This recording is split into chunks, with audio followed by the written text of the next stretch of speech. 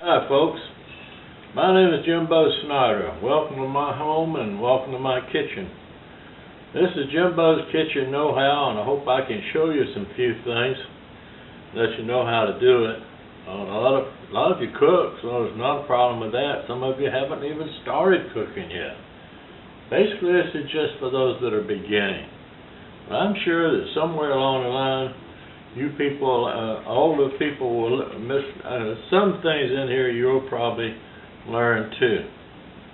So I've got most of the ingredients here. We're going to do a moist banana bread today. There's a couple of things I want to show you. Right now I'm going to put the dry ingredients in one bowl. I got the wet ingredients in another bowl. And we'll start combining them. I've got the recipe on my Facebook page, which is Jimbo's Kitchen Know-How, etc. Had to put that on there. I didn't realize there was that many Jimbo's Kitchen out there. So I'm going to show you how we get this thing done. I've got the dry ingredients, which is a cup and a half of flour, and I put about a cup of, the original recipe calls for half a cup of sugar, but I put a cup of sucralose. It calls for half a cup of chopped pecans. This is probably 3/4 cup. I just like a few more pecans. And I use a wire whip to make sure it's all combined real good.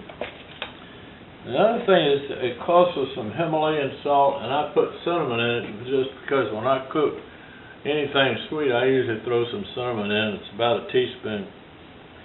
I found out not too long ago, and I haven't used this except within the last 2 years, and that's the Himalayan salt.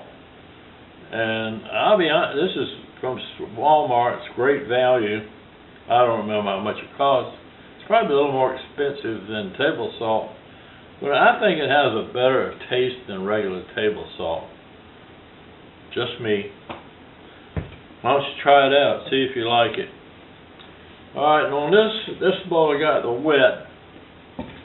I got two eggs and a half a cup of sour cream, some lemon juice, some, let's see, vanilla extract. Also, to this I'm going to add the butter. I've melted the butter and cooled it off a little bit. If you put hot butter in with your eggs, you're going to have a problem. You're going to cook the eggs, and then you got to start all over unless you want scrambled eggs in your cookies or whatever else you're fixing. One other little trivia about eggs. I found this out when I was working for Dobbs Houses, which is feeding in airports. And my regional director came to me and says, have you checked your eggs to see if you're getting the right size? Well, in the restaurant business, we buy it by the 30 dozen. And we buy grade A, large, loose eggs. And I turned to him, I said, I haven't a clue. So what he did, he says, alright, grade A large loose eggs will weigh 2 ounces. A medium will weigh 1.5 ounces, and a grade A extra large would be 2.5 ounces. Little trivia for you. Bet you didn't know that. Alright, got the butter in here, got that done. I got the dry ingredients here. Now, I'm going to add the what is this? A banana. But I want to show you something about peeling a banana. You don't peel it from the stem end. You do it from the other end. It's called the butt end. And the reason for that is if you peel it from this end, this one's kind of ripe, so this should be interesting. You won't get any of the strings. Now, I'm sure that when I'm doing this, I'm showing you this and bragging about it and everything. I'll probably get some stems. I did get one in here, but it falls right out. There's nothing to it. And I got one a little bit there because it's so ripe. This is really ripe. But I wanted to show it to you close as I can.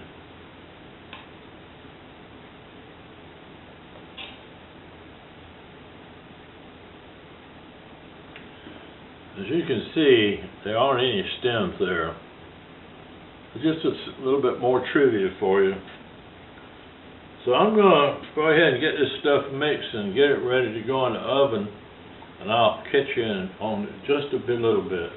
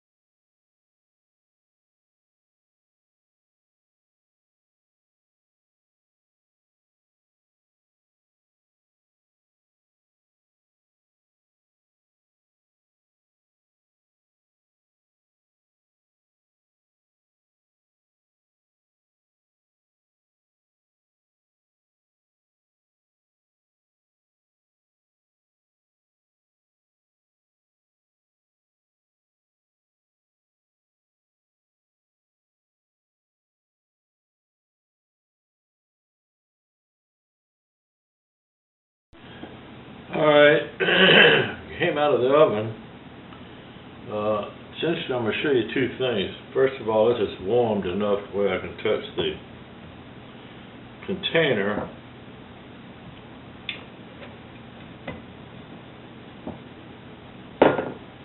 Now it says to cool these on a wire rack.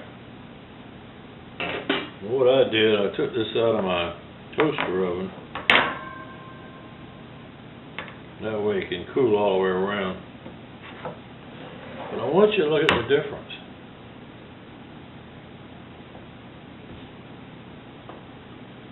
That's unreal. Same recipe, but this is a lot different than this. Cooked the same amount of time, 350. So it'll be interesting to see if it, I know it's going to taste okay because I taste the batter. So I'll let this sit on the side and cool. I did want to show you one other thing. How to use your plastic wrap, the stretch type that I get. And like I said before, if you have a sharp knife,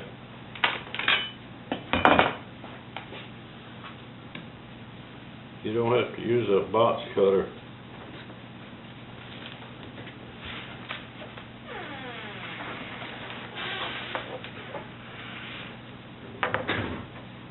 And that's how I use the saran wrap. Saran wrap. It's clear wrap, but kind of like Xerox. You have Xerox copy, but it really could be any kind of copier. Well, I hope you learned something from that, folks. Come back to see me. Have fun cooking in the kitchen. Get everybody involved. And for God's sake, be safe out there.